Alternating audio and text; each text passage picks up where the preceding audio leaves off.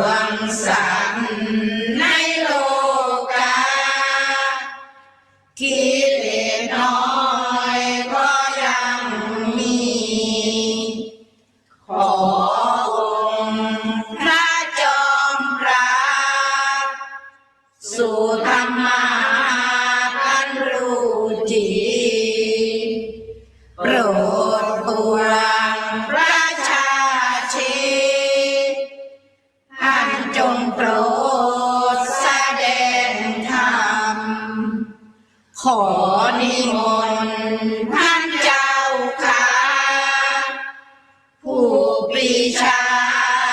เลิศล้ำโปรดแสดงพระสัทธรรมเทศนาและวา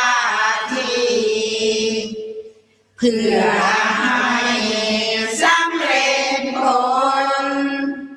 แด่ปวงชนบรรดามีสู่สุข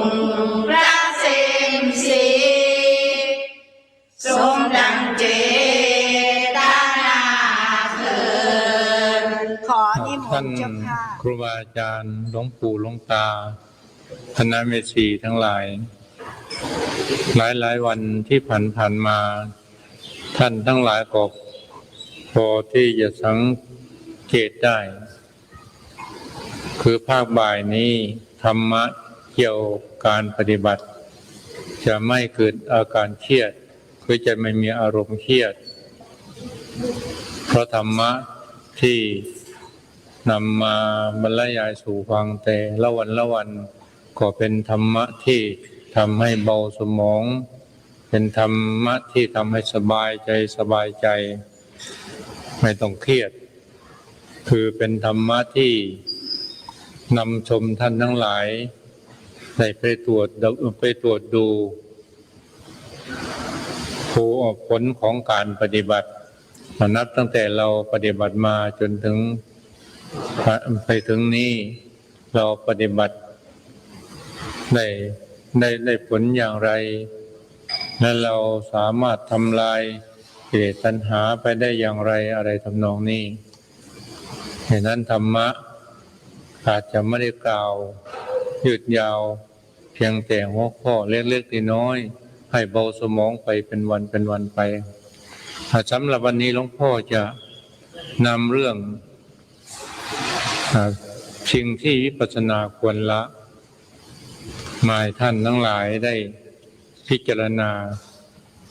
สิ่งที่วิปัสสนา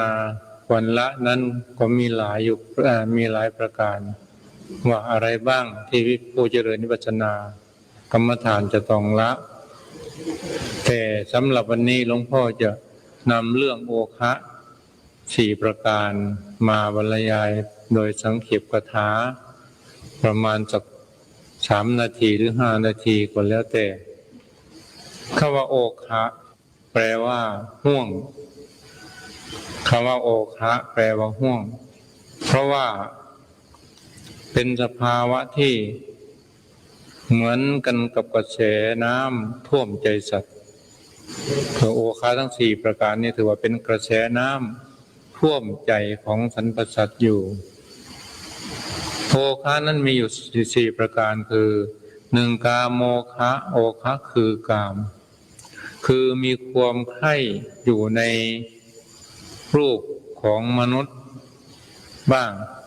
ของมนุษย์ทั้งชายทั้งหญิงบ้าง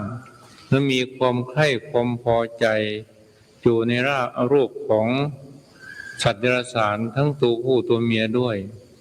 และมีความใคร่ความพอใจในพัสดุต่างๆที่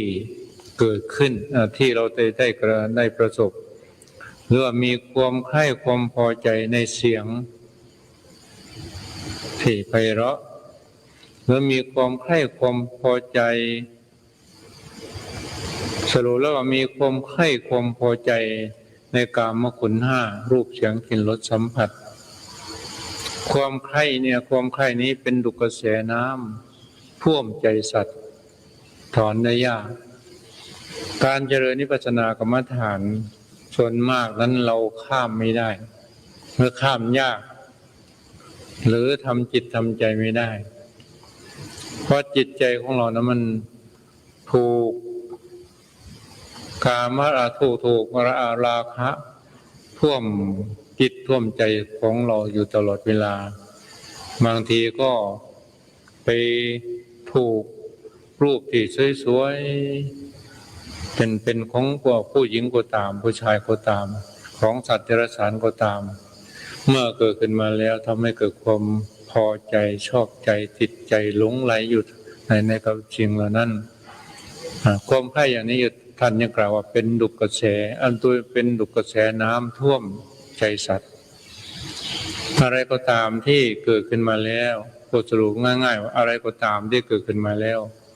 จะเป็นรูปก็ตามเป็นเสียงก็ตามเป็นกลิ่นก็ตามเป็นรสก็ตามเป็นสัมผัสก็ตามมีชีวิตก็ตามไม่มีชีวิตก็ตามเป็น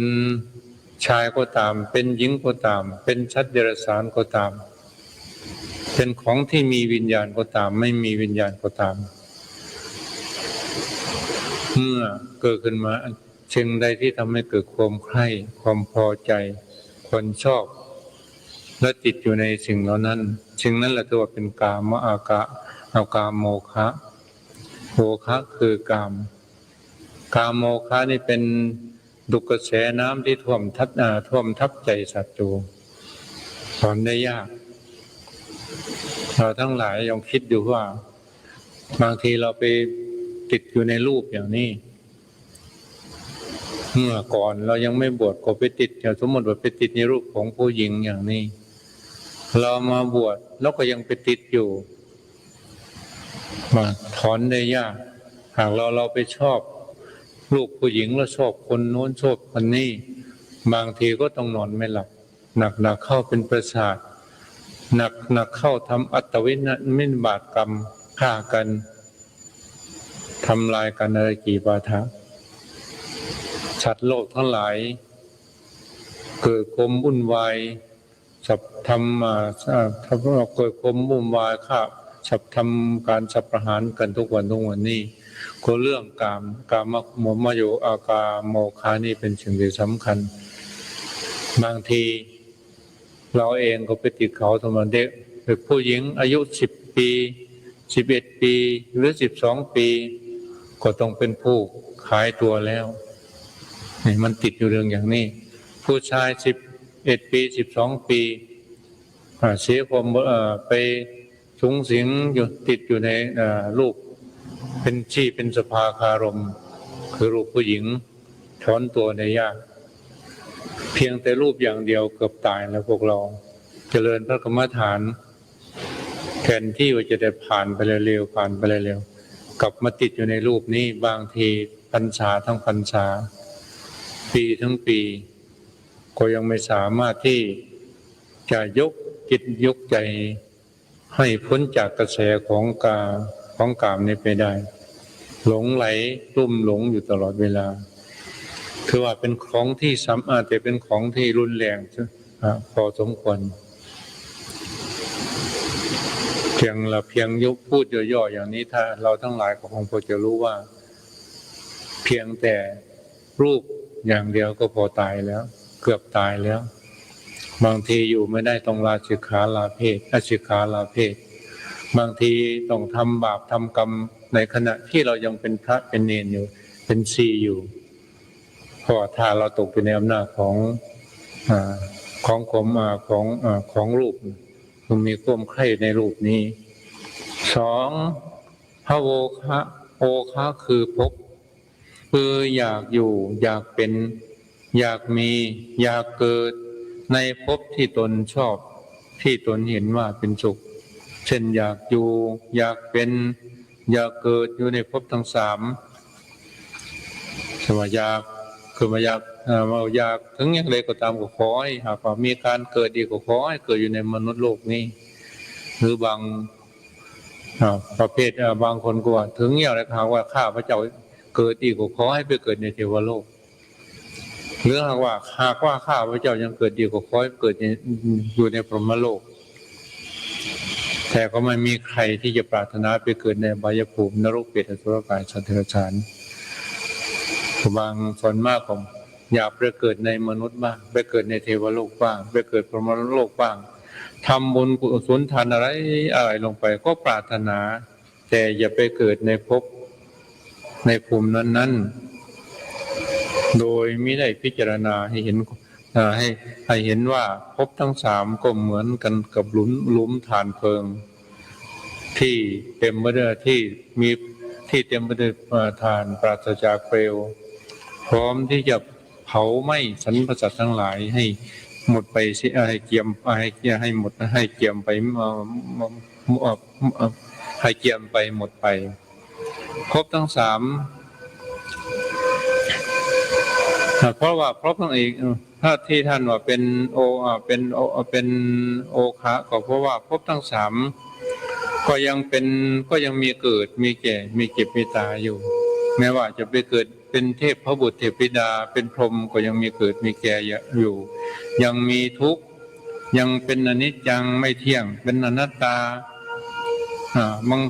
สภาวะที่บังคับบัญชาไม่ได้แต่ที่เป็นเช่นนี้ก็เพราะว่าเราขาดการพิจารณา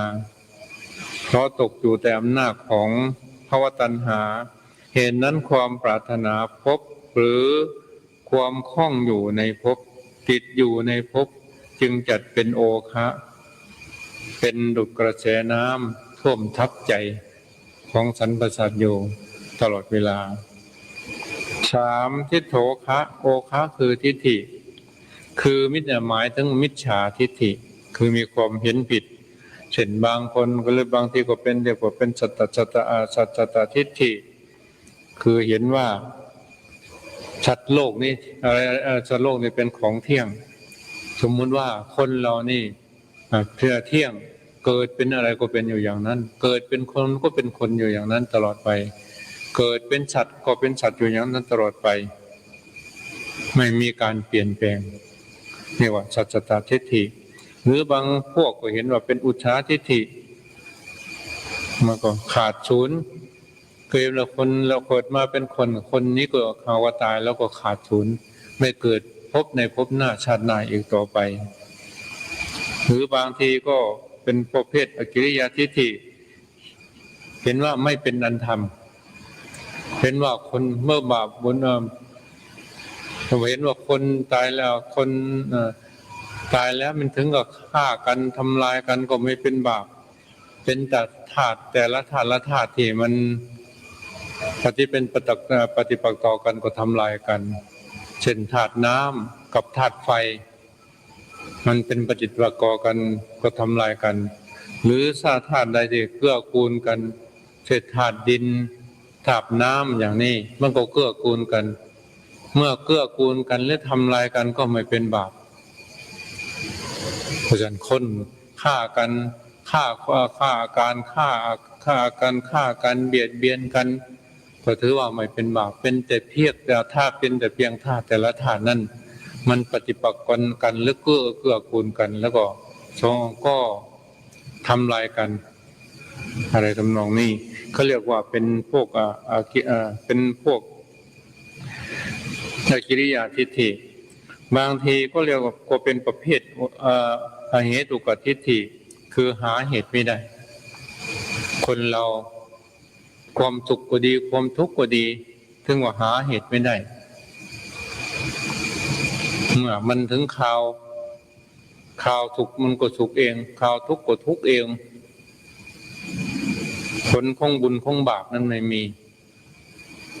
หรือบางทีก็เป็นประเภทนิสสิกทิฏฐิคือว่าทุกสิ่งทุกอย่างไม่มี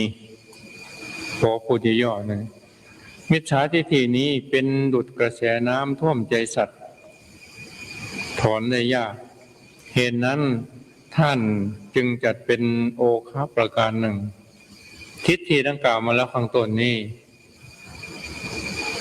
หากว่ายังไม่สามารถที่จะละได้ก็จึงถือว่าเป็นยังปิดอบายยังปิดเป็นการปิดพระนิพพาน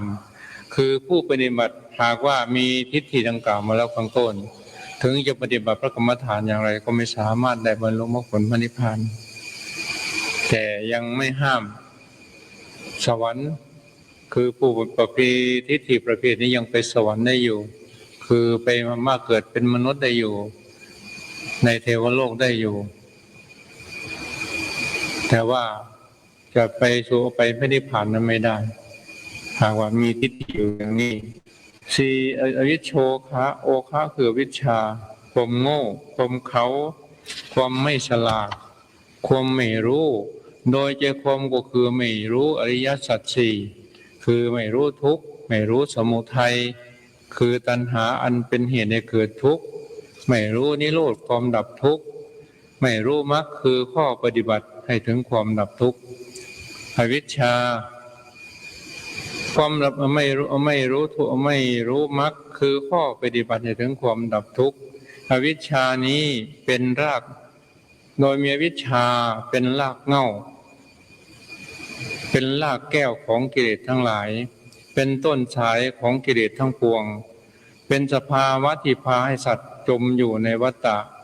ล่องลอยอยู่ในสงสารสาครมองไม่เห็นฝั่งคือพระนิพพาน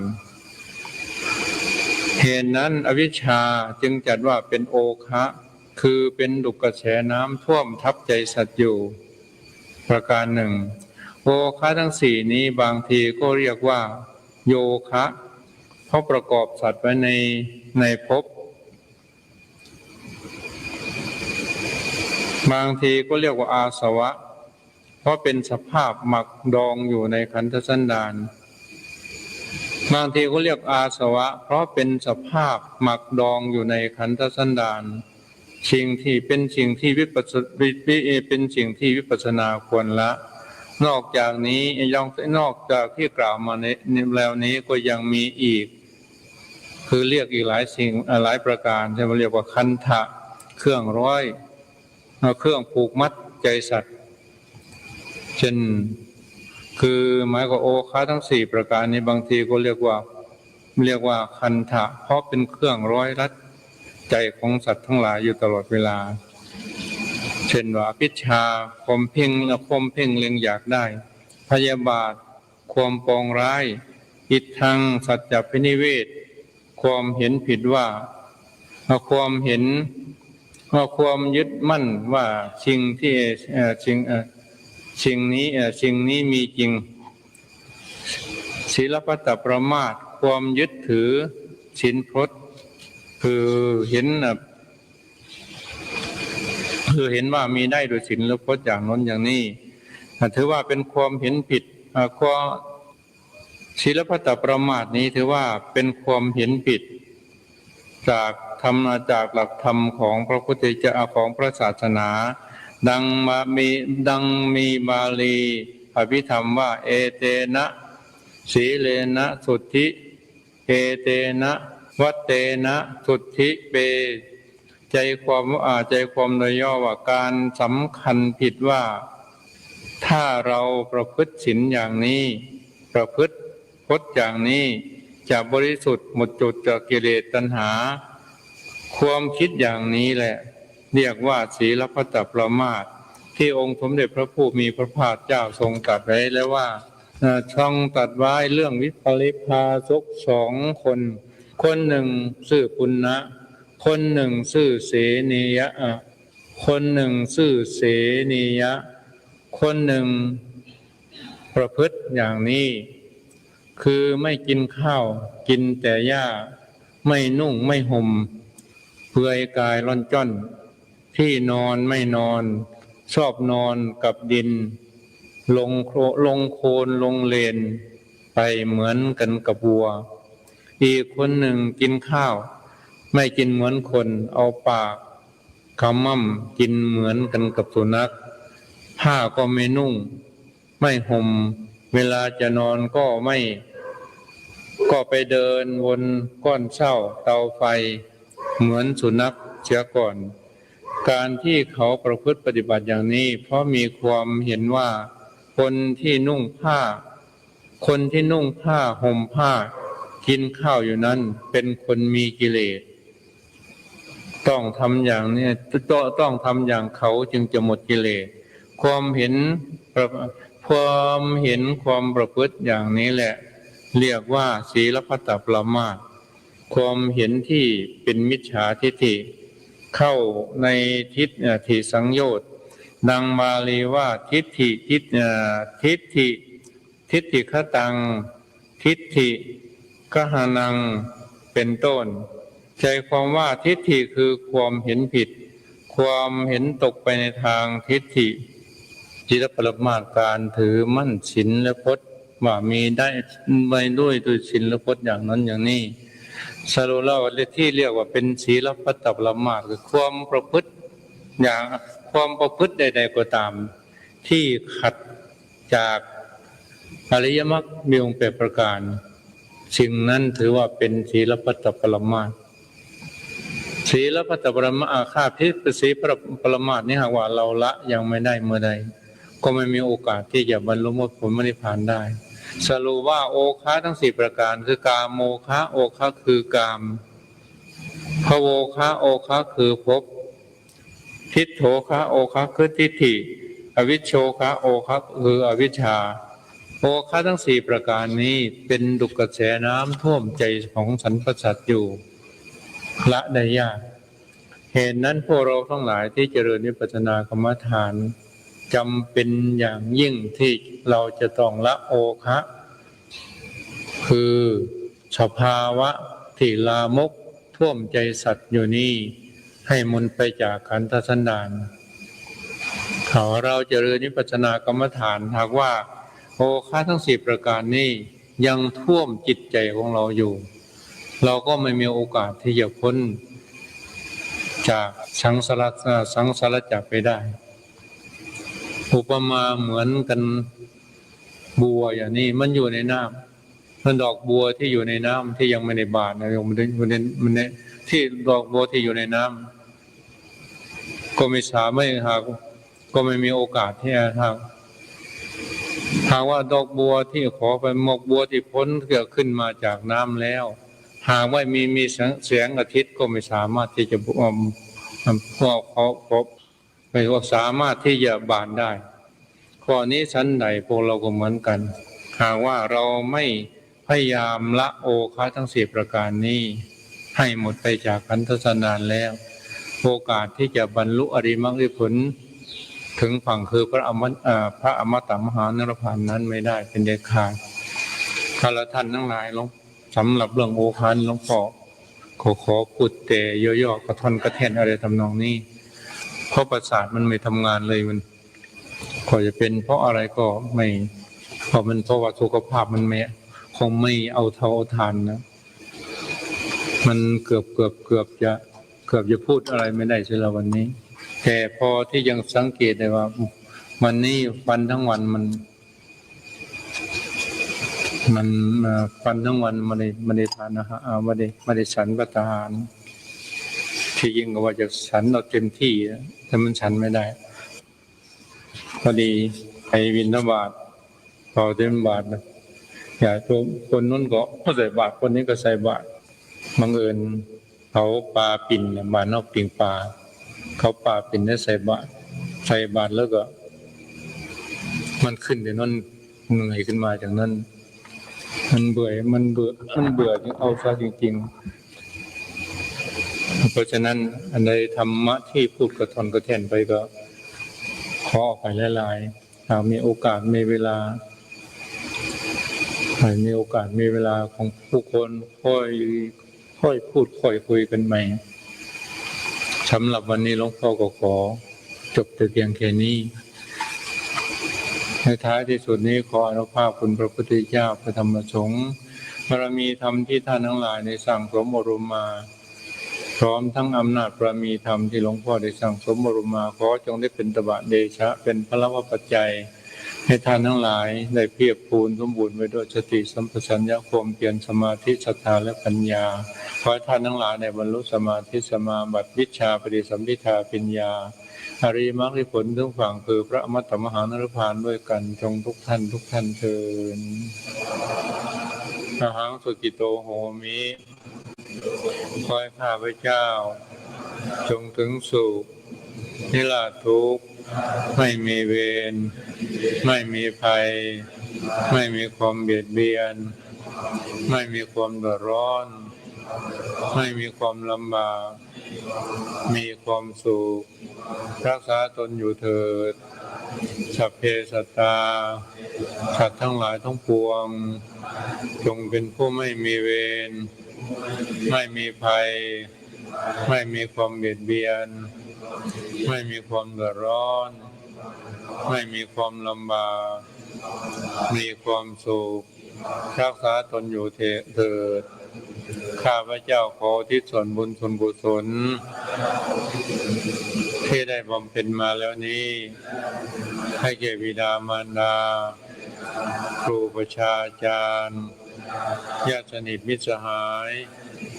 ตลอดท่านผู้มีอุปการะคุณทั้งหลาย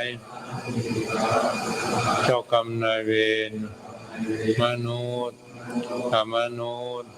อบายศาสตร์เทวดาม่านพรหมพญายมราชและนายนิรยาบาลทั้งหลายถ้าถูกทุกข์ขอให้พ้นจากทุกข์แค่มีความสุขขอให้มีความสุขยิ่งขึ้นไปด้วยบุญกุศลที่ข้าพเจ้าได้บำเพ็ญมาแล้วนี้มีการให้ทานรักษาศีลเจริญภาวนาเป็นต้นขอจงได้เป็นพลวปัจจัยเป็นอุปนิสัยตามส่งให้เกิดปัญญาญาณได้บรรลุฌานสมาบัติผลสมาบัตินิโรธสมาบัติวิชชา3ปฏิสัมภิทาญาณ